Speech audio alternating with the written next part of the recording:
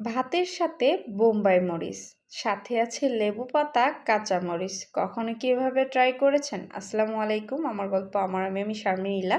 সবাই কেমন আছেন? নিশ্চয়ই ভালো আছেন। আমি আলহামদুলিল্লাহ ভালো আছি। আজকে আমি একটা মাছের রেসিপি শেয়ার করব। সেটা হলো লইট্টা মাছ। জানি অনেকেরই পছন্দ, আবার অনেকের পছন্দ নাও হতে পারে।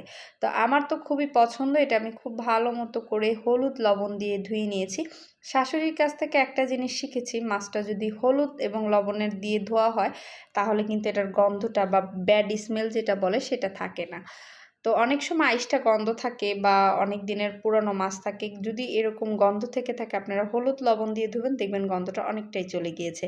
এখন আমি এটা মেখে রান্না করব। লইট্টা মাছ ধুয়ে দিয়ে দিচ্ছি পেঁয়াজ কুচি, কাঁচামরিচ কুচি, হলুদ, লবণ, মরিচের গুঁড়ো দিয়ে খুব ভালো মতো করে মেখে নিচ্ছি। আর পরিমাণটা কতটুকু দিবেন এটা আপনার কাছে। আপনি কি পরিমাণ রান্না করবেন সেই অনুযায়ী মসলাটাকে আপনি ব্যালেন্স করে দিবেন। তারপর দিয়ে দিচ্ছি